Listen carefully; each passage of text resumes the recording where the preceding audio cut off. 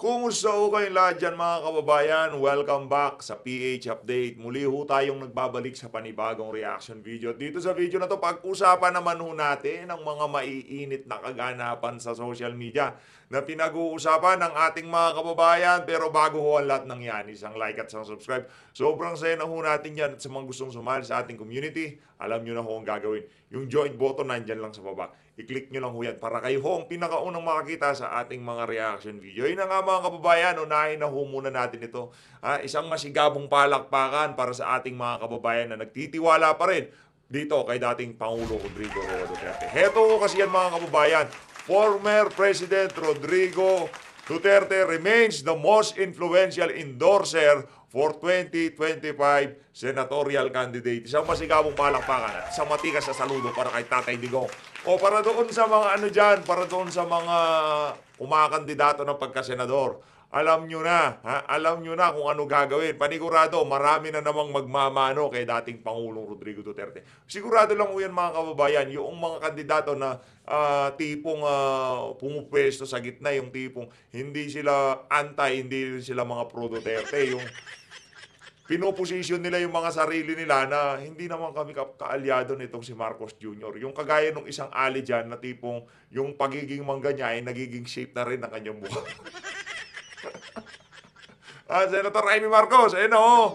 Kita nyo naman, base yan sa Publicus Asia survey siguro to mga kababayan, no? Talagang yung mga kababayan natin pinagkakatiwalaan pa rin ho. Itong si dating Pangulong Rodrigo Duterte. Ito mo naman ho mga kababayan, dumako naman ho tayo. By the way pag-uusapan ho natin kagaya ng ating pinangako kagabi na papasadahan ho natin itong si Boy Adobo itong si Boy Adobo diyan sa pagtatanong niya kay Catalan Pakinggan ho natin kung ano yung magiging baka ibida lang niya diyan kung ano naging ulam niya, di ba? Kita niyo naman ho yun mga kababayan. Dati pa naman talagang ang banat natin dito kay Jude Asidre yung kanyang napaka cute na pangangatawan. Hindi naman halata na busog kayo dito sa administrasyon na to, sir.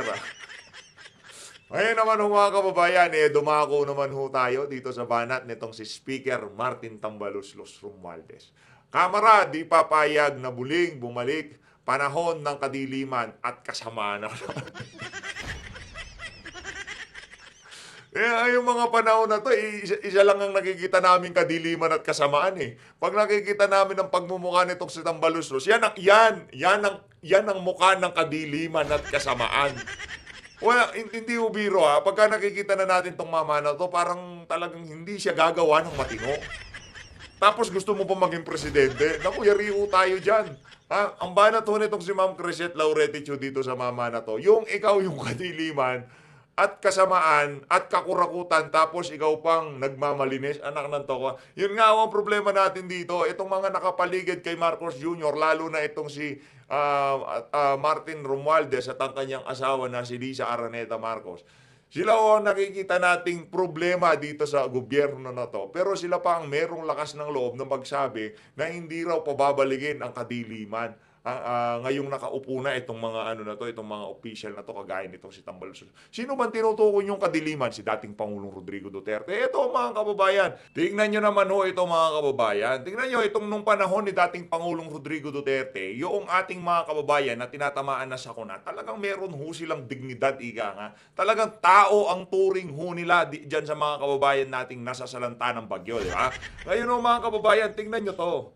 Ayan ho ang trato ng administrasyon ni Marcos Jr. Okay, ito yung comparison na to, hindi ho unfair to. Baka sabihin naman ng mga kababayan natin, bakit nyo, parehas yung presidente yan at meron ho silang pinagdaanan na sakuna. Ito, nung panahon ni dating Pangulong Rodrigo Duterte, ganito ho ang shelter para doon sa mga kababayan nating, kumbaga talagang mabilisan, ganyan ho sila mamigay ng shelter Eto, kayo na magtatayo tapos puro light material pa ang ibibigay nila. Dito rin naman puro light material puro light construction material ang ibinibigay nila. Pero tignan nyo naman mga kababayan, mafe-feel nyo na kayo merong malasakit ang gobyerno sa inyo noong panahon itong si dating Pangulo Rodrigo Duterte. Eto nga mga kababayan, gusto nga yakapin itong si itong si Marcos Jr., lumalayo itong si Marcos Jr. Kita nyo naman yan.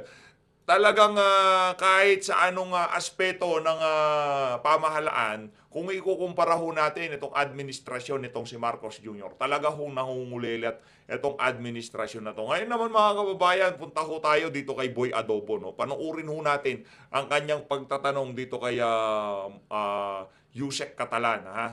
Pakinggan ho natin to. Ayun, panuurin ho natin to mga kababayan. Congressman Mr. Chair. Isidre? Ayun, Mr. Chair, gusto ko lang Yes, itanong Congressman kay- Isidre, you're recognized. Mr. Chair, gusto ko lang balikan yung sinabi kanina ni Ms. Catalan na yung paniniwala po niya. Grabe naman yun. Punong-puno yung film.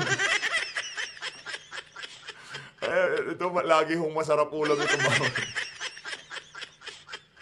Hindi kita pinapatshame ha. Turuan mo lang kami kung paano magluto ng ano. Yeah, yung pera na ibinigay sa kanya nanggaling po sa sweldo ng dating sekretary. Tama po ba? Personal money po niya, Your Oh, Honor. pero narinig ko kanina sweldo, di ba? Tinanong kasi kung naniniwala ako na kaya. Sabi ko naman, kasi malaki naman sweldo niya. Pero for the record lang, may sweldo ba si VP Sara as Secretary of Education? Wala, Your Honor. Nasa OBP siya. Okay, yun lang po.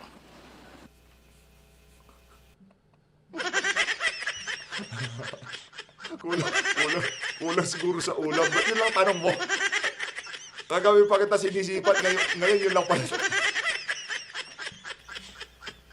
Loy, yun lang pala tanong nito si Jude Aside.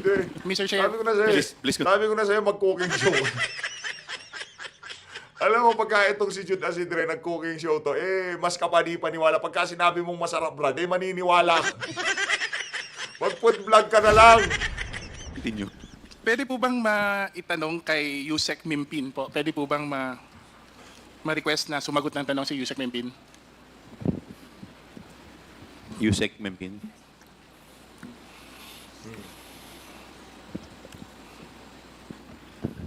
Yes, Mr. Chair. Thank you po, Usec, Mr. Chair. Usec Mimpin, Mr. Chair, ano po yung designation ninyo ulit sa DepEd? Former USEC for admin po. Pero ngayon hindi na po kayo Usec for... No more, sir. Kailan po kayo na-appoint at kailan po natapos? I was appointed as USEC June 21, 2023, sir. June 21, 2023 23 po, sir. at natapos po? July 19, the effectivity of the resignation of the Vice President as Secretary of DepEd, Mr. Chair. Mr. Chair, curious lang po ako kasi I sit po in the MSGC ng Armed Forces of the Philippines at ako po'y medyo curious sa situation na isang dating militar po ay ma-appoint po sa Department of Education. Is there any circumstance leading to your appointment? Parang, paano kaya na-consider? Sa tingin niyo po ba trust and confidence ang rason bakit kayo na-appoint as Undersecretary? Hindi trust and confidence. Ano nantawa? Natural, pagka kinuha kang trabahante ng isang opisyal, ibig sabihin may tiwala siya sa'yo. Ngayon, kung qualify ka naman, kahit saang industriya ka pa nang galing, wala akong problema yan. Hanggat na-meet mo yung requirement, walang problema yan. Ang problema sa inyo, pagka military, kaagad pumapasok sa isip nyo kung ano-ano dahil doon panahon ni Tatay Digong, puro galing military yung mga tauhan niya eh. Ibang klase talaga itong mga... Yes, Your Honor, Mr. Chair. Natural So, trust ibig and sabihin, matagal din confidence. akong kilala, Mr. Chair, ang talaga, dating Secretary, si Vice President Sara Duterte. That's correct, Your Honor, Mr. Chair. Kailan po kaya, Mr. Chair, ninyo naging kilala si VP Sara? When I was designated as the commander of Task Force Davao in 2017, Your Honor, Mr. Chair. So, na-appoint po kayo sa Davao? Yes, sir. Sa as Task the- Force Davao po, Mr. Chair. Yes, Your Honor. Tanong ko lang po, Mr. Chair, paano po nakatulong yung experience nyo bilang military person sa DepEd po? Sa inyong trabaho sa DepEd, Mr. Chair? Your Honor, Mr. Chair, I do believe our leadership and management style was the basis because actually I was designated USEC for admin and not on more on the education like the curriculum and teaching strand. So when I was recruited, I accepted the offer of the Vice President and former Secretary, Your Honor. So, Mr. Chair, sa malamang sa hindi po, naging kasama din po kayo sa pagbalangkas o di kaya sa pag-monitor yung mga activities regarding insurgency, recruitment ng mga grupo dun sa DepEd, sa mga estudyante o di kaya sa mga teacher? Uh, no, sir, because when I was actually as Congresswoman Luistro, during the last hearing, I was also prior to my designation as USEC for admin, I was recruited first as consultant because I just retired from the military service January 28 of 2023, and most of the commanders or the field unit commanders are my colleagues. So that's, I do believe, the advantage that I have in terms of collaboration with the security sector, Your Honor. So, Mr. Chair, would you, with Usec Mimpin categorically say na you had no participation whatsoever in all these activities related to intelligence operations within the Department of Education? Yes, Your Honor, because there's no, in the mandate of the USEC Board Administration, there's no tasking or function about coordination with other agency. I do believe it's the purview of the operational strand because they are the one directly supervising the divisions and districts and even down to the school, Your Honor, Mr. Chair. Naitanong ko po to, Mr. Chair, kasi kung titignan natin, hindi ho birong halaga ang itinilaga ng DepEd, Mr. Chair, sa mga confidential activities, lalo na itong mga Hindi biro. Alam niyo ang hindi biro dyan, yung inyong pondo na hindi ma-audit di namin malaman sa inyo pinagdadala. Alam niyo ang hindi biro, yung flood control project na hindi malaman ng ating mga kababayan kung talaga nga bang merong kinapuntahan yung mahigit 1 billion per day. Yun ang hindi biro. Pero yung kay VP Sara, naku, tingalang ho yan sa mga korupsyon na nangyayari ngayon sa administrasyon ni Marcos Jr. Ito talagang tabachincin na to. Oo. purchase of information. Since you mentioned that you were working with the divisions and the regions, Mr. Chair, ang tanong ko lang po, may data po kaya from the regional or division offices on the recruitment of students or teachers by subversive organizations? Personally, sir, I do not have the information, but as the armed forces have some, based on their intelligence report, they do have some data on recruitment, but to the specific, I don't have the information, Your Honor, Mr. Chair. But on its own, DepEd, did they undertake any investigation or study in order to establish for a fact, even as to the extent of the prevalence of subversive organizations within the department or within the school system? I was not aware if there's any study made prior or up to now because it's the purview of the operations. Maybe the USEC for operation could give us answer your question, Mr. Chair, Your Honor. Mr. Chair, baka pwede pong sagutin ni Usec po. Meron kayang study na ginawa ang DepEd na mag-i-establish po to the extent ng prevalence nitong mga subversive organizations within the school system? Yung sa personal knowledge ko po, meron pong mga collaboration no at that time when I was there with NICA, NTFL, CAC. I got for a previous budget hearing wherein I mentioned nga na there were X number of schools in Metro Manila with recruitment. I believe the information actually came from NICA and CR. But with yung talagang operationalizing yung pag-check kung saan may recruitment, wala po akong personal knowledge. I was actually looking at USEC RevC, so he's the USEC for operations, to check no kung meron siyang knowledge on that. Pwede pa natin tanungin si Usec RevC kung meron. Sorry, Your Honor, Mr. Chair. Good afternoon, Mr. Chair, Your Honors. Usec, then, what's your name again? Usec RevC Escobedo. You're recognized. Yeah, thank you, Mr. Chair. Your Honors, with regard po regarding sa data, kami po ay collaborate and ask for some data with NTFL, CAC, and NICA because with regard dun sa pangangalap ng data about these organizations above ground and underground, wala po kaming capability and competence to do that. So there is no way that DepEd would have the competence, Mr. Chair, to gather the data, to ensure its accuracy, or even establish its relevance. You were totally dependent on the information provided by NICA and LTF-LCAC. Yes, Your Honors. So if that's the case, Mr. Chair, what's the basis for having appropriated this big amount of money? when there is no way that the department will establish it internally. Di ba? Yun ang tanong ko, Mr. Chair. Paano po nakapag-desisyon ang Departamento ng Edukasyon na maglaan ng ganitong kalaking amount ni wala namang pamamaraan internally ang Department of Education to understand or to establish lang naman the extent of subversive activities. Kasi kung wala pong ganung basihan at ang information lang ho ay nanggaling sa NICA at sa LCAC, di ba dapat mas tama na sila na rin din ang lagyan ng pondo kaysa sa Department of Education, Mr. Chair? Usec Minpin?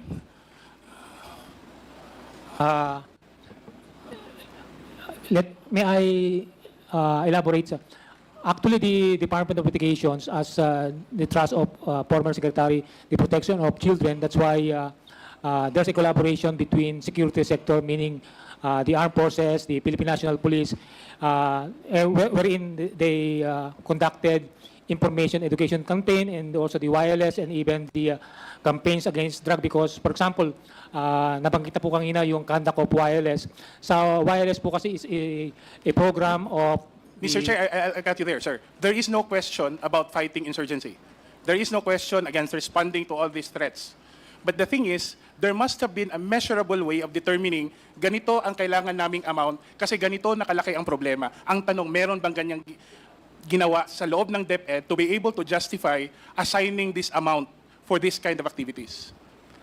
Your Honor, Mr. Chair, I was not aware if there's any. Usec, meron, Usec, Mr. Chair, Usec. Mr. Chair, if I may be recognized. Mr. Chair, when the amount was proposed under, I believe, for 2023, no, so 2022 budget, I was still a spokesperson. I was not part of Usec, so I had I cannot give you any information on how the amount was derived, Your Honor. I think, Mr. Chair, the reason bakit walang makasagot ng direkta kung may empirical basis for assigning funds to these activities is because there is no basis at all. And if we can say that there's no basis and we can establish qualified outcomes, kasi nga hindi natin ma-justify, kasi wala din tayong basis, hindi rin natin ma-establish yung outcomes, pwede ho natin, ako, sa aking pananaw, pwede nating masabi na hindi talaga nangyari yung mga purchase of information, hindi talaga nangyari itong mga confidential activities. At basically, kailangan nating tanungin saan ba talaga napunta yung pera na nilaan for confidential funds. That's all, Mr. Chair. Thank you.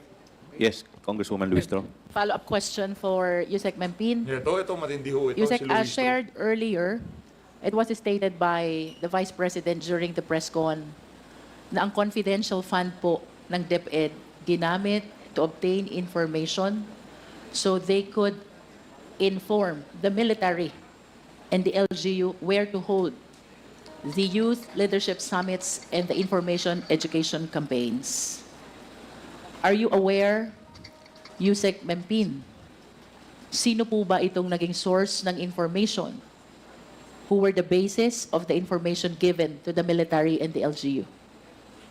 Mr. Chair, Your Honor, I have no personal knowledge as to the person or groups of persons that provided the information. I understand, Usec Mempin, that prior to your appointment as Usec for Administration, you were hired as consultant for security services. Tama po ba? That's correct, Your Honor, Mr. Chair. And I am inclined to believe that for concerns pertaining to security, kayo po yun. Was there never an instance that you were consulted as to the possible source of information? Your Honor, Mr. Chair, my role as consultant on security matters is, as also mentioned by Usec Repsi, is coordinating and collaborating with other security sector as to the status of their intelligence collections and their efforts with regards to the protection of youth, particularly children, ma'am. Let us be very specific, Usec Mempin, as to the possible sources of confidential information to be provided to the military and to the LGU. Kayo po ba ay may nalalaman dito? Personally, I have no direct information, ma'am. Kung wala po kayong nalalaman dito, Usec Mempin, then who among the officials of the DepEd has knowledge about the sources of information? Personally, ma'am, I don't have, because as also, in my capacity as Usec for administration, I was not, in terms of particularly National Task Force LCAC, I was not the one representing DepEd and other security cluster. I am only member of the, requested to represent the Secretary in the Anti-Terrorism Council, which is more on the extreme terrorism and the extremism. In other words, Usec Mempin, you have no knowledge at all about the sources of this confidential information. That's correct, Your Honor, Mr. Chair. During the last hearing, you testified that you were the one who requested for the certification of the 4 AFP officials. You confirm this? That's, yes, I confirm, Your Honor, Mr. This Chair. include Officer Manaros Boransing, Officer Carlos Sangdaan, Officer Magtanggol Panopio, and Officer Adonis Bahaw. You confirm? Yes, Your Honor, Mr. Chair. Would you know, for the record, that the reason why the YLS and IECs that were conducted and to which these officers issued certification were result of the information that was given by DepEd? Nalalaman niyo po ba kung ang dahilan kung bakit nagkaroon ng YLS as certified by Boransing, Sangdaan, Panopio, and Bahaw ay ang mga impormasyon na na-obtain ng DepEd at ibinigay sa AFP? I have no personal direct information that the information directly came from the Department of Education, but because in their certification is stated that the information gathered from the DepEd, LGU, and even Philippine National Police, and some from the PDEA, ma'am. If you are the one coordinating with these 4 AFP officers who issued the certification, and you have no knowledge at all about the connection of the source of information and the recipient of the YLS, is it a reasonable conclusion na wala naman po talagang information na na-provide sa AFP? Reason kung bakit nagkaroon ng YLS? Yes or no, Usec? May I be clarified? No, question, ma'am. If you are the one coordinating with these officers, you and you alone coordinating with these officers who issued the certification on the conduct of YLS, and you're telling us wala kayong alam dun sa confidential information which are supposed to be the basis of the conduct of the YLS, would you agree with me if I would say wala naman talagang impormasyon na na-provide sa AFP? Because as a matter of fact, Usec Mempin, during the last hearing, all these 4 officers testified that this YLS is part of the regular program. Do you agree? Yes or no? Yes, I agree that it is a activity of the armed forces. Yes, you agree that this is part of the regular activity of AFP with or without DepEd. The AFP regularly conducts YLS. Tama po ba? That's correct, Your Honor. And Mr. with Chair. regards to the information which are supposed to be provided by the DepEd to the AFP for the conduct of YLS, do you agree as well? Wala talagang information na na-provide? Yes or no? I don't have the exact information whether they have the information directly coming from DepEd. Usec Mempin, you are the lone official of the DepEd coordinating with these 4 officers of AFP. May I be allowed to elaborate further? Ma'am, because I also, during my stint as commander in the field, we also conducted the Youth Leadership Summit during my battalion commander, brigade commander, and even division commander. You were still with the AFP during the time. Yes. Because that is consistent with your prior testimony and even of the rest of the AFP officers that YLS is part of the regular activity with or without DepEd. AFP conducts YLS. Tama po ba? That's correct, Your Honor, Mr. Chair. So what is your answer now? May information po bang na-provide? Ma'am, as again, I have no knowledge if they have a direct information or not. I therefore conclude, Usec Mempin, that no information was provided by DepEd to AFP. Grabe, wala pa natanggap na information. I therefore conclude kagad na naman ito. Ibang klase talaga ito buka to. Matindi talaga. This is based on the fact that you're the lone DepEd official who are coordinating with these officers. And if you Pambihira yourself talaga tong si Luistro. has no knowledge at all, then who else will have a knowledge in DepEd? Mr. Chair, I wish to raise a few questions with Ms. Catalan. Ma'am, Ms. Catalan, you're recognized. Yes, yes, Your Honor. what made you Ito na, decide to may kasalanan tayo. disclose the information to the Yan talaga committee tinatarget ni Luistro, si that you Catalan. received 9 envelopes? I was just being honest. Palagay natin palagay natin hindi pa sapat yung kay Padwano dito kay Jacob. Bira talaga to. Hindi pa sapat yung pagpapalaki nila dyan sa issue ng ng envelope. Kaya kailangan natin palakihin. Sige, Yes, Luistro, because panatan. the Honorable Chair has asked me. But what were you thinking when this question was raised? Were you thinking that it will incriminate you into an offense or crime? Or were you thinking that it is just okay to disclose because you honestly believe that the same came from the personal money of the Vice President?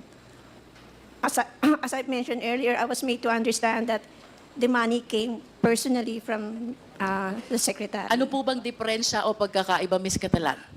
Kung yun po bang pera ay galing sa confidential fund at kung yung pera ay galing sa personal na pera ng Vice President, may diferensya po ba yun? Yes, ma'am. Kasi nga, kaya ko siya tinanong nung una, is this part of the confidential fund? And I was made to understand na no. it From your came- personal standpoint, ma'am, kung yun po ba ay galing sa confidential fund, what therefore is the issue? I could have said, I could have refused to ask. Why, ma'am? Bakit mo i-refuse kung galing siya sa confidential fund? Kasi po, may nababalitaan na kasi ako na pag confidential medyo may problema. So, And yet you conformed to sign the liquidation. In spite of the knowledge that there are issues surrounding already confidential fund. Tama po ba? I signed the liquidation voucher or liquidation report because it should be part of the liquidation documents Yes, that I should be understand. submitted. But that is a confidential fund. Liquidation of confidential fund. Tama po ba? Yes, Your Honor. So ano po bang iniisip nyo na issue kung yung perang napabigay sa inyo ay galing sa confidential fund? That could be subjected to post-audit. That's all? Yes, Your Honor. Eh kung ito naman pong perang ito'y galing sa personal money ni Vice President, what will be the issue? Sir, Your Honor, wala po kasi personal money naman po na yun. That's what you believe.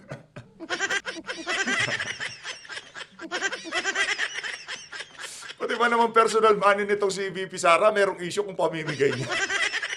Talaga tong si Luistro, ibang Yes, klase Your talaga Honor. tong How long mga have you been in the tambalas government? dito. I've been in the government for 36 years. 36 years. Yes, Your Honor.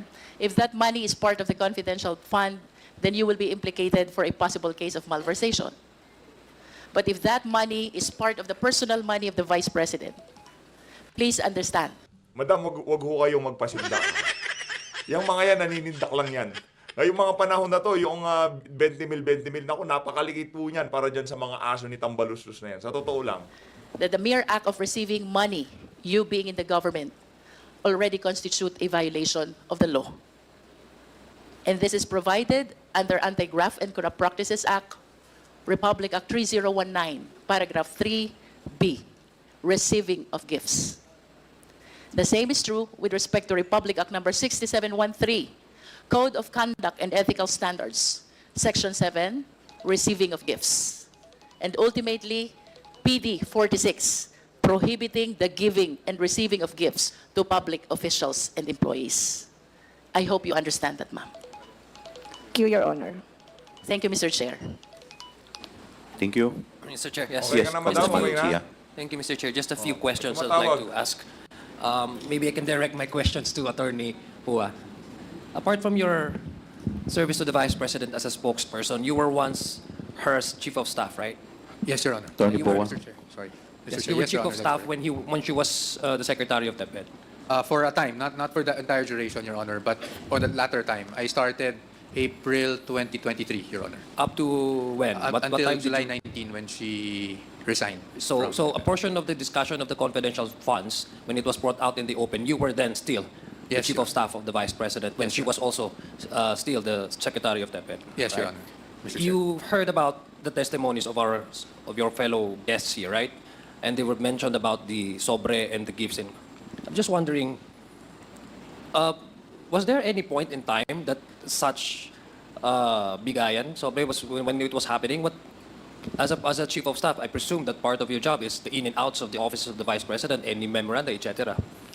I would just like to know, Mr. Chair, to your knowledge, do you have any, or would you know, for example, that such gifts are being given? Let presume, no, assuming without conceding that there's in fact given, no, out of the good heart, no? Was there any point in time that you were made to also understand that this may be a regular process, that the Vice President is really giving out gifts to sobre, to the employees of DepEd? Mr. Chair. Where were you when all of this are Yeah. happening? Mr. Chair, again, I'm under oath. Hindi ko po alam na may ganyang pupunta sa office, binibigyan ng envelope. Perhaps I need to contextualize and give you an idea of the working relationship back in DepEd then. In DepEd, I think anyone who's worked with the Vice President would know that the way she does things, it's highly compartmentalized. No? So, for example, I may be in the same office as my Usec, who was then Usec Fajarda, but we had totally separate duties. So what does that mean? It means that she takes care of the Usec proper because she was already Heya even before I came in as Chief of Staff. She was already Heya. No? So when I came in as Chief of Staff, the duties that were assigned to me was basically the day-to-day of DepEd. So meaning I would hold cluster meetings with the Usecs on a weekly basis. My primary marching order was to deliver on the Matatag agenda. And perhaps, looking at it now, in a very direct manner, perhaps that's also why I was never really briefed on how confidential funds were being operationalized, on how, perhaps that's why even when I came in as Chief of Staff, I was not made STO or signatory or anything. The only time I can honestly say that I encountered looking into the reports of confidential funds was when we were already issued an AOM. And at that time, I was also not just Chief of Staff, but I was OIC Finance. And so it was within my purview to address and respond to the AOM. I know it is very hard to maybe fathom or imagine na bakit hindi mo alam tong mga ganito. But I think anyone in DepEd and my DepEd family is here, they would know how compartmentalized we were at that time. In fact, coming into these congressional hearings, and to be very honest with you, sir, Mr. Chair, kung pwede ko lang sagutin yung confidential funds, Your Honor, gusto ko na sagutin. Kasi I've been defending DepEd since day one as the spokesperson in July 2022. So to be honest, if I could just defend DepEd now, defend the Vice President even, I would. But that's why I came here. When they ask me anything, minsan sabihin pa nga sa akin, why did you admit, why did you? But that's the truth. And I just want to be here and tell the truth. Ngayon, pag hindi ko talaga alam, I would say hindi ko talaga alam. Oh, kaso hindi yung pwede yung di ko talaga alam dyan sa mga walang ganyan. Ang dapat to dyan, ilaglag nyo itong si VP Sara. Ay, hindi maganda tingin sa ni Adjong Sir. Tingin ko, kung ano lang kung makakakita lang sa bagay, no, hindi na ho sila basta-basta pwede mag-contempt ngayon kasi nagmumukha na ho silang diktador dyan sa mga hearing dyan sa House of Representatives. Tingnan niyo yung kay Catalan, hindi ho siya basta-basta yung binubulyawan, yung hindi kagaya dati, isang kay Paduano. Pero si Paduano, nang bulyaw pa din. Pero hindi na kagaya dati, 2 bulyaw, 3 bulyaw, citing contempt na kagad. Ganun ho sila dati, pero ngayon medyo kumalma sila ng konti. Kasi nagmukha ho silang mga diktador nung nagsagawa ng hearing yung Senado kasi napakahaba nung kumbaga, napakakalmado, binibigyan ng pagkakataon yung mga resource person na magsalita. Diyan ho kasi hindi. Di pa tapos yung tanong, pagka sumagot ka, hindi tama doon sa sagot na gusto nilang marinig, automatic magsasalita na ho yung mga walang yung congressman na yan. And Okay. sorry for the long I'll give you that. I'll give you that. Let me ask Ms. Catalan. Ms. Catalan, when these envelopes were given to you, were you made also understand that this is done in secretly or is just magandang lang, it's a regular binibigay lang na parang allowance lang, pang-gift lang, or may impression ba na wag mong sabihin, sa'yo na muna ito, or ganon? Wala po, Your Honor. So, ibig sabihin, talagang hindi siya sinisekreto. Basta, Your Honor, papatawag ka lang sa office. Papatawag ka sa office, pero alam mo na hindi lang ikaw yung nakakatanggap. I'm not aware, Your Honor. But you are aware that there are also others who may also be receiving the same allowances, as you may call it.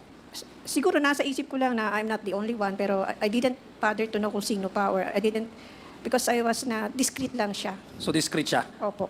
So, ibig sabihin, there was never any instance where kaklose mo sa opisina nagsabi rin na, uy, naka-receive din ako ng the same. Wala po, Your Honor. So it was done secretly. Would you say so? Secret, discreet nga lang po siguro kasi wala akong alam, Your Honor. Okay, sige.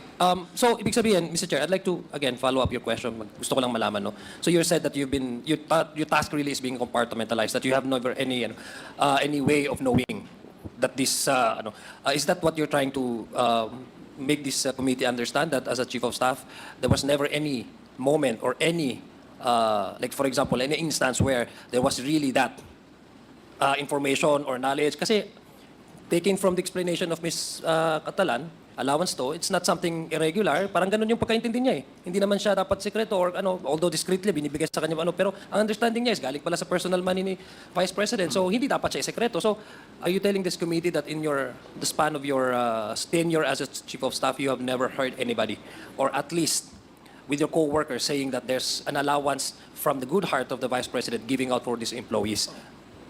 Mr. Chair, if there was, Please continue. if there was an instance, Your Honor, that I would say maybe pumasok sa utak ko na may nabigyan, it was probably nung 2022 December because it was meant to be parang a Christmas, no? Yeah, but that's already, sabi ni Ms. Catalan, is that's regular bonuses. But we're talking about these, But throughout the envelopes, I can honestly say walang ibang Usec or Ms. Runa. I can honestly say I just found out today also. So walang ganyang usapan eh. Hindi nagkakaroon walang lumapit sa akin na nagtanong man lang kung ako ba may natanggap or them narrating to me na sila may natanggap sila. To be perfectly honest with you, wala talaga akong narinig eh. Because as a chief of staff, it's to me, as a chief of staff, because you're appointed as a chief, so big sabihin trust and confidence is everything, di ba? Kasi ikaw, before it reaches your principal, everything should be a course through as a chief of staff through you, no? It's for me personally, Mr. Chair, I find it very hard to understand. Although I'm not trying to debunk your statement here, Attorney Pua, but to me, we all are government employees, and we know how the administrative processes have been going. So, it's for me personally, I think it's kind of difficult for you not to be able to understand and at least have a grasp on what is happening inside your office, knowing that you are not only the chief of staff, but you're also the spokesperson. Yan ang hirap sa inyo. Yan ang hirap dito sa mga walang yang to. Hindi sila yung nila, yung nakaset sa utak nila, yun lang dapat ang maging sagot nitong mga resource person dyan sa House of Representatives. Ano magagawa nyo kung hindi alam nitong si Usec Pua, yung mga sobre-sobre na yan? Ganun, malay nyo, ganun talaga nagtatrabaho itong si Bipis. Hindi nga natin sigurado kung talagang totoo yung 20 mil na sobre na yan eh. Hindi ko natin alam kasi di pa sumasagot itong si Vice President Sara Duterte. Baka isa lang huyan sa mga gimmick ng komite nitong si Joel Chua dyan sa House of Representatives, yung mga naglalabasan na statement na yan. Hindi pa ho tayo sigurado, pero itong mga to kumbinsido na meron na ho talagang ganon. Hindi pa sumagot itong si VP Sara, wala pang nagsalita, wala pang nagkumpirma. Isang tao pa lang ho ang kanilang narinig dyan sa side ng istorya na yan. Ano na ho sila, kumbinsido na talagang totoo yung mga kaganapan na yan. For the Department of Education, Mr. Chair. Wala and ho talaga tayo. though you may not know, but a lot of your co-workers in the department, co-employees in the department have already come out saying the same thing. But if we use the same argument or the statement of Ms. Catalan na discrete pinamimigay, ilan yung lumabas na? Ibig sabihin, kung 4 na ba sila, Mr. Chair, o 5?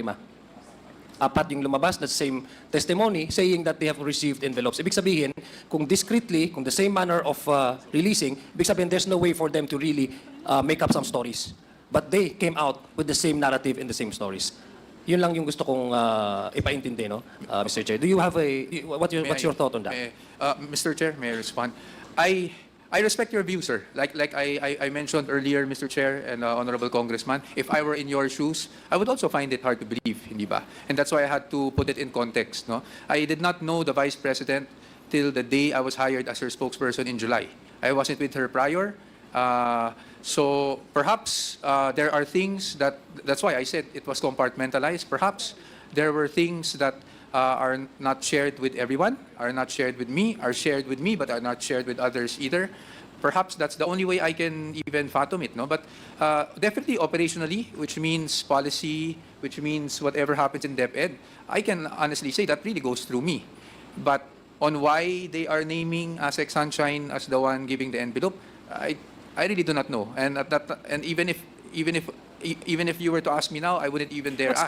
What's the task of Attorney Sunshine pala, if I may ask? As far as I know, she was the head EA even before I joined DepEd, Your Honor. So in fact, she was the one who interviewed me when I applied for DepEd. And then my last interview was the Vice President, and that was the day that I met the Vice President for the first time, when I was offered the job of spokesperson. And I remained to be a spokesperson from July 2022 to around April 2023. So just to give you a background on all this, because I can definitely understand, Your Honor, the sentiments of the good congressman on parang medyo weird, no? Chief of Staff ka, bakit hindi mo alam ang lahat ng nangyayari? In fact, it's a bit embarrassing for me to also admit na hindi ko alam lahat ng nangyayari. But it's really the way it is. Things are compartmentalized even from day one. So even as spokesperson, when may balita and I need to get to an interview, honestly, I have to message with the Vice President at that time to find out every time on what she wants me to say during the interview. At least just to give you a picture, Your Honor, on how it was. Okay, thank you. Just I guess manifestation in closing, Mr. Chair. Narinig naman natin ilan yung lumabas na po dito. Ayun na nga mga kababayan, wala akong kukwento yung sasabihin nitong si Adjong na to. Maraming salamat to sa mga sumusuport sa PH Update. Mag-ingat ho kayo lahat. Mahalin natin ng Pilipinas. Maraming salamat to.